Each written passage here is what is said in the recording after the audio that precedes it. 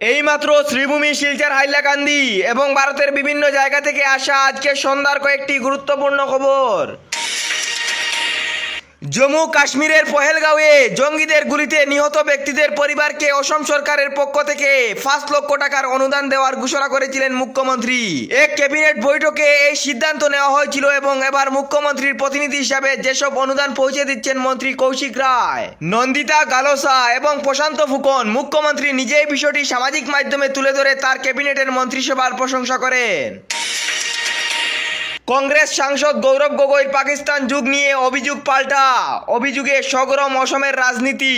গৌরবের পাক যুগ, এনআইএ প্রধানের সঙ্গে সাক্ষাৎ ডক্টর হিমন্ত বিশ্ব শর্মার। বন্যা পরিস্থিতি মোকাবিলায় কাছাড় জেলা প্রশাসনের প্রস্তুতি সভা। আইনজীবীদের বিভিন্ন দাবি নিয়ে মুখ্যমন্ত্রীকে অল ইন্ডিয়ান লয়ার্স ইউনিয়নের স্মারকপত্র। কথা দিয়ে কথা রাখলেন মুখ্যমন্ত্রী ডক্টর হিমন্ত বিশ্ব শর্মা। নির্বাচনের প্রচারে এসে দেওয়া কথা অক্ষরে অক্ষরে পালন করলেন মুখ্যমন্ত্রী। মালুয়া শ্রীগৌরী জিপির রাস্তা নির্মাণ ও নদীবাঁধ মেরামতে এগিয়ে এলেন সুব্রত। লক্ষ লক্ষ টাকা আত্মসাতে জড়িত গৌহাটির ঠিকাদার ও আইনজীবী। রাজ্যে নিযুক্তি প্রতারণা চক্র, শিলচরে পাকড়াও এজেন্ট।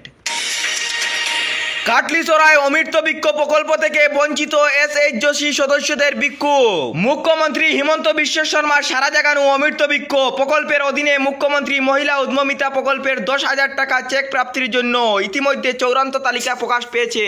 কিন্তু কাটলিছড়ার অমৃত বৃক্ষ প্রকল্প থেকে বঞ্চিত এসএইচ যোশী সদস্যরা। শ্রীভূমিতে 2 কারাগারের পুলিশ কর্মীর বিরুদ্ধে গুরুতর অভিযোগ। বিশেষভাবে সক্ষম এক মহিলার সাথে কুকাণ্ড সংঘটিত করল জেলা কারাগারের 2 পুলিশ কনস্টেবল।